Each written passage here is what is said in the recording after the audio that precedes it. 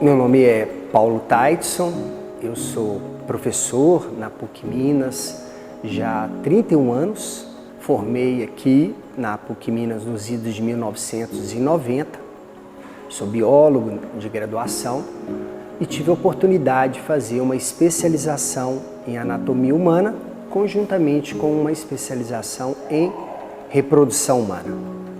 Com o avançar das necessidades dos estudos acadêmicos de ensino, pesquisa e extensão, realizei um mestrado e um doutorado com temáticas na parte de infertilidade do homem e um pós-doutorado em reprodução humana pelo Instituto de Ginecologia da Federal do Rio de Janeiro. A cadeira de reprodução humana, ela não é obrigatória nas grades curriculares, seja do Brasil ou mesmo na América Latina.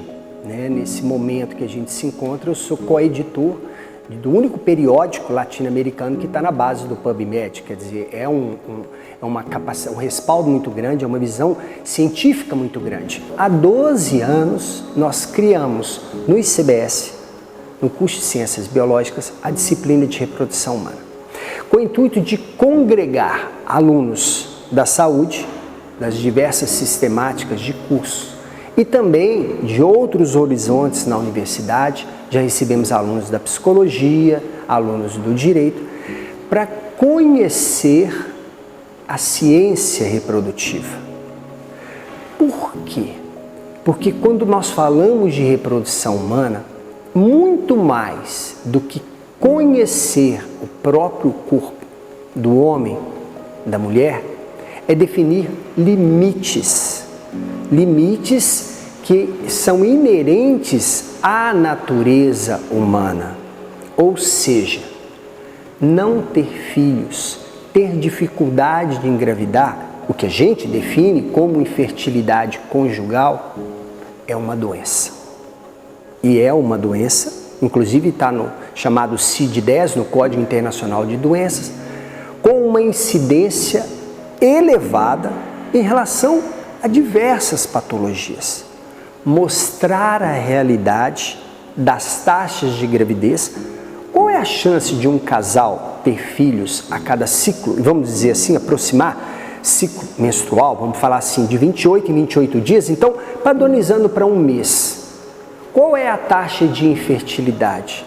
É importante conhecer a realidade que propicia a gestação e, consequentemente, a formação de uma vida nova. Nós sabemos hoje que a chance de um casal engravidar por ciclo, então aproximadamente a cada mês, é em torno de 14 a 16%. É baixo em relação, quando eu comparo com outros animais, com outros mamíferos, é relativamente baixo.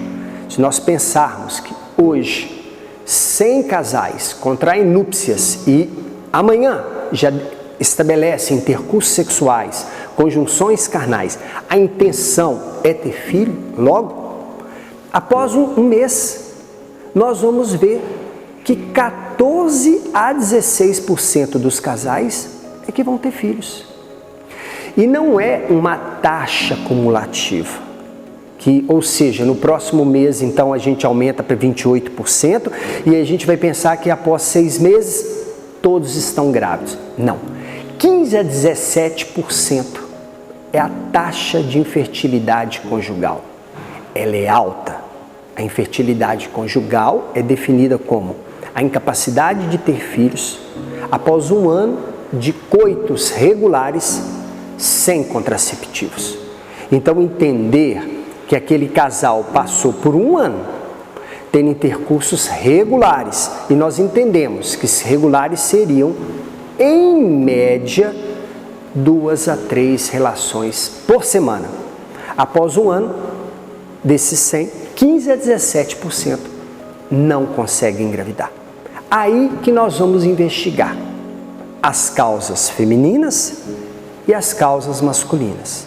No caso da feminina, a endometriose acomete quase 50% das infertilidades. No caso do homem, as varizes no testículo, nas veias de drenagem do testículo, a varicocele, também se espelha em torno de 48%. O que deve ser destacado é que engravidar não é fácil e a taxa de infertilidade existe, é patente e necessita cada vez mais ser investigada e é alta. Com relação a gente pensar na nossa realidade desse ano em relação às décadas passadas, o que mudou nesse sentido de se entender melhor a infertilidade conjugal, um dos parâmetros é se analisar bem o fator etário. A nossa sociedade, há 30, 40 anos atrás, se espelhava em notar que o casal contrairia núpcias com uma idade mais precoce. Em média, 30 anos para baixo. Cada vez mais, o casal de noivos tem protelado o matrimônio. E a ciência é clara que após os 35 anos, nós classificamos a mulher como idosa reprodutivamente. Não que uma mulher após os 35 anos não possa ter filhos, mas os melhores óvulos, ela ovula melhor, com a qualidade ocitária, aos 16, aos 20, aos 25, aos 30. Então, se a gente observa que hoje os casais pleiteiam filhos com uma idade mais tardia, são inúmeros casais que querem engravidar e vão tentar somente após os 35 anos. Então, a taxa de acerto cai devido à qualidade do óvulo, à reserva ovariana, às perspectivas hormonais e também, após essa idade, a manifestação de alteração na prole, os filhos nascerem com alterações genéticas, é muito importante, com destaque para a síndrome de Down.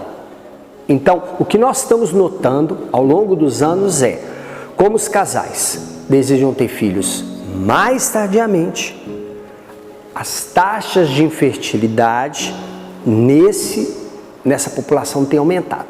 Mas, por outro lado, a ciência pouco se deparou com a responsabilidade masculina e que recentemente se tornou mais em voga. Então, hoje nós sabemos que a idade do homem nos preocupa após os 60 anos de idade. Não é raro nós encontrarmos homens com 60 anos que ficaram viúvos e às vezes conhecem uma mulher, desejam ter filhos e essa mulher tem menos de 35, essa mulher está num estágio reprodutivo, almejam uma gravidez. Nós sabemos que após os 60 anos aumentam as taxas de alteração genética, particularmente as aneuploidias. Então, preocupamos sim com a mulher após os 35, com a síndrome de Down sendo a manifestação mais incidente, mas preocupamos também com os homens após os 60 anos de idade. Então, isso a ciência tem investigado, tem discutido muito, mas é algo difícil de se superar, porque antigamente se casava e construía-se o lar. Hoje prefere construir muitas vezes tudo, automóvel, residência, emprego que vai dar certo, fixo, para depois passar a ter filhos. A gente acha que isso deveria ser repensado.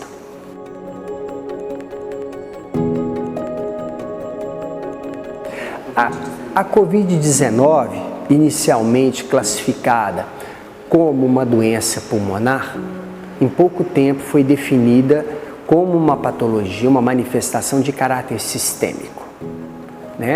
Nós até o nosso grupo, e na época eu era presidente da Sociedade Brasileira de Reprodução, a SBRA, nós estávamos em pandemia, fechados mesmo, nós recrutamos em torno de mais de 100 profissionais do Brasil e do exterior e fizemos um e-book, que inclusive já tem a chancela na base de dados da nossa querida PUC Minas, um livro em inglês, com mais de 300 páginas mostrando os efeitos da Covid na reprodução humana. Então, são efeitos que em geral são causados na medida em que o paciente teve alterações sistêmicas, isso se reflete na reprodução. Nós ainda não temos trabalhos pujantes mostrando, por exemplo, a questão do vírus rompendo uma barreira hematotesticular e levando diretamente uma alteração na produção do espermatozoide. Mas nós já sabemos que, claro, um paciente altamente debilitado, com complicações hepáticas e renais importantes, isso pode alterar a qualidade no processo de formação do espermatozoide. Definida a infertilidade conjugal após um ano de tentativas, é necessário que ambos, o homem e a mulher, sejam avaliados. Então se recomenda que eles possam se direcionar a um centro de reprodução humana, onde a mulher é avaliada por um ginecologista especialista em reprodução humana, com todo o seu staff e equipe de apoio. O homem seja avaliado por um andrologista com a sua equipe e staff de apoio. E aí nós podemos ter 2 horizontes isolados na tentativa de confluir para aquele achado. Então, no caso da mulher, uma consulta ginecológica voltada para a reprodução com os exames laboratoriais usuais e alguns até específicos. O homem precisa, além do exame físico, ver tamanho de testículo, ver alguma interface com relação ao pênis. Nós precisamos também que ele faça 1 ou 2 espermogramas, que são os exames rotineiros do sêmen, e alguns exames de hormônios e algo que possa acrescentar. A ciência reprodutiva brasileira, hoje, ela alcança níveis internacionais quando você vai comparar a nossa capacidade de avaliação. Sempre mais em conta, né? Então, eu lembro quando há uns 15 anos atrás eu participei de um debate no site do UOL com um grande pesquisador australiano, o Alan Trauson, e a gente discutia, né, o turismo reprodutivo. Enquanto um casal vinha no Brasil para fazer todo um tratamento, todo um diagnóstico, americano, europeu, ele gastava 10 vezes menos do que se avaliasse na própria cidade. Porque, em tese, eles podem passar aqui 10 a 15 dias, você consegue ter um bom espectro de avaliação do casal, sem dúvida nenhuma. Até com exames um tanto quanto mais invasivos na mulher, uma videolaparoscopia, uma histerosalpingografia às vezes indicada. No homem, algum Doppler para ver se tem uma varicocele, por exemplo, que é a principal causa da infertilidade do homem. 10 a 15 dias é possível se investigar, conhecer o casal reprodutivamente, com custos infinitamente inferiores, né? Quando um casal não consegue ter filhos e ele é avaliado, nós temos que tentar buscar as causas específicas, ciente que em torno de 10 a 15% podem ter uma causa não aparente, não identificada, muito claro. Então, as duas mais comuns, na mulher, endometriose. O que é endometriose em linhas gerais? A literatura fala, o normal na mulher é menstruar e o fluxo menstrual sair para fora do corpo dela. Ela usa o absorvente por uma questão de conforto, de fisiológico, diário, mas é que esse fluxo saia. Mas pode acontecer da mulher ao menstruar, na contratibilidade uterina, esse fluxo de sangue ganhar as tubas e cair na cavidade abdômeno-pélvica. O próprio organismo, quando a mulher para de menstruar, entre aspas, ele limpa tudo isso. A endometriose é quando o organismo não limpa. É como se eu tivesse pontos de sangue, que a gente vai chamar depois de endometriomas, que ficam ali, grudam, como se fossem chicletes. Vem a próxima menstruação, gruda. Imagina numa tuba que é pequena, diminuta e fininha, eles vão acumulando, como chicletes, obstrui a tuba. E às vezes a mulher perde a tuba. Fazendo um diagnóstico da endometriose, fazendo alguns exames próprios, se queima com laser e se tenta suprimir o fenômeno da menstruação, com bons indicativos de recuperação e tratamento. No caso do homem, como a principal causa são varizes nas veias do testículo, operam-se essas veias e promove-se, então, uma parada, uma estase nesse excesso de CO2 dentro do testículo, que é lesivo. Então, a tentativa é inúmeras causas a gente tentar identificar qual a que o homem tem, qual a que a mulher tem, tratar de forma individualizada, mas ciente que em alguns casos a infertilidade não tem uma causa aparente. Há casos que a mulher ovula relativamente bem, tem uma reserva ovariana relativamente adequada, o homem tem uma boa ereção, porque obviamente se ele não tiver ereção, ele não consegue ejacular naturalmente, não consegue ter filhos. Tem uma boa ereção, o espermograma dele está desejável, e por que o casal então não tem filhos? Então existem causas que nós não temos ainda uma concretude. Então a gente fala infertilidade sem causa aparente. Tenta buscar alguns sinais. Nunca vou esquecer de um caso que a gente avaliou no nosso staff, em que o único dado a ser observado é que o indivíduo frequentava sauna todos os dias, 365 dias do ano, porque ele ia ao clube regularmente e fumava muito.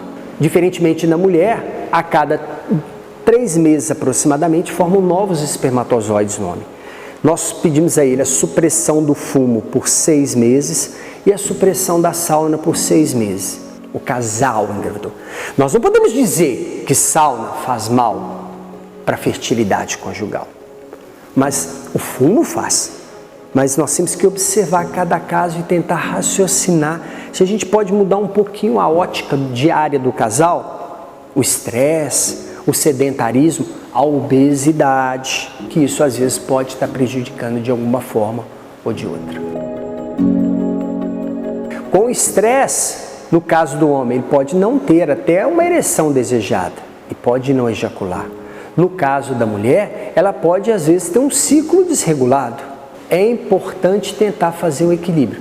Não é fácil, porque se infertilidade é uma doença, ok? Mas vamos fazer uma comparação muito breve com uma fratura de úmero de braço. É uma patologia, mas só que é uma patologia que é uma urgência. A infertilidade não é urgente. O indivíduo vai a um pronto atendimento de uma fratura de fêmur, qual que é a taxa de morbidade de insucesso? É baixa. Você já sai de lá com um bom prognóstico. A infertilidade só é definida depois de 1 ano. Então, após 1 ano, além da carga da patologia, da enfermidade, há uma sobrecarga psicológica muito grande, porque a sociedade cobra, vocês estão casados há tanto tempo e não conseguem engravidar. O que está acontecendo? Não querem ter filhos? Então a gente dialoga com esses parentes, dialoga com a sociedade, ou a gente vive o mundinho da gente? O estresse aí é patente. Há relatos, e não são raros, de casais no discernimento e não abrem mão de ter filhos, que muitas vezes se indica a belíssimo ato de adoção. E, para nossa surpresa, adota. E alguns casais depois ficam grávidos naturalmente. O que faltava aí? A ciência reprodutiva ainda não consegue explicar. Mas ela entende que essa definição do lar, o conforto do lar, a interação, isso tem um papel primordial. A reprodução humana, quando a gente fala em laboratório, a gente sempre deve refletir a necessidade do casal, aliada ao que a ciência tem para oferecer e aliado a um valor ético, de cuidado, de zelo, né? O que se preocupa muito e devemos sempre refletir é: vale tudo para poder ter filhos? A questão é que muitas vezes quando se pensa em um laboratório de reprodução humana, se busca muitas vezes atender uma necessidade de sonho dos casais. Então a nossa reflexão na nossa disciplina de reprodução humana na PUC Minas é: vale tudo para ter filhos? Muitas vezes, como alguns tratamentos são dispendiosos, oneram muito, vão se vender automóveis, motocicletas, imóveis para poder ter filhos. Nenhuma técnica, mesmo artificial, dá, e a ciência fundamenta bem esse quesito, 100% de um bebê em casa.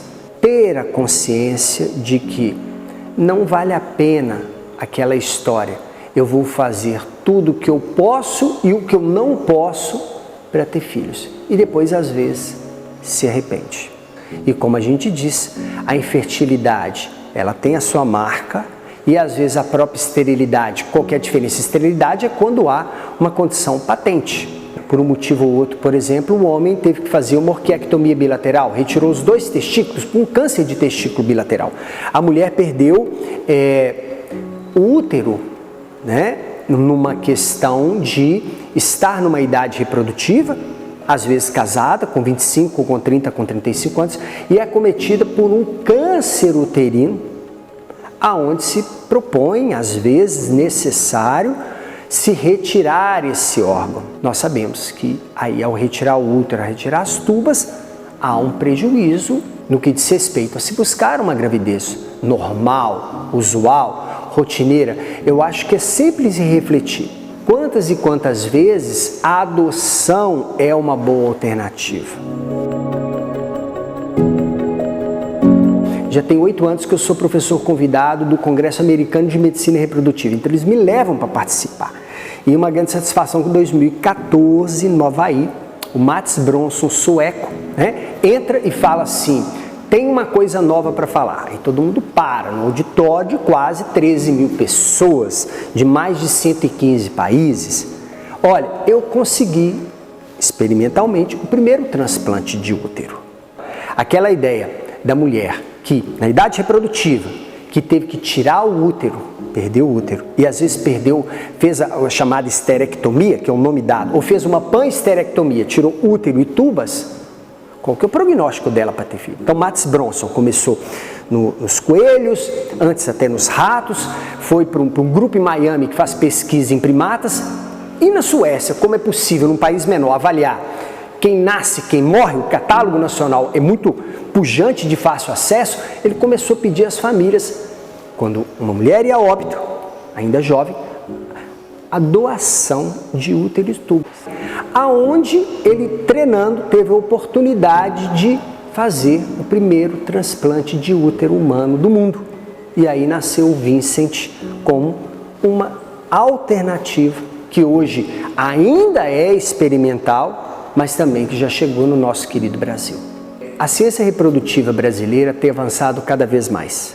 Nós conseguimos identificar no Brasil, mesmo em Minas Gerais, na nossa PUC Minas, um grupo grande de pesquisadores que já aparecem com renome internacional, mostrando alternativas na investigação do homem fértil e da mulher infértil. Trabalhos mostram, mais recentes também, que a quantidade dos espermatozoides no homem tem caído a cada década. E nós precisamos estudar mais, sejam por fatores ambientais, sejam por outros fatores envolvidos, conhecer essa realidade do ambiente, do fator etário, se torna extremamente importante.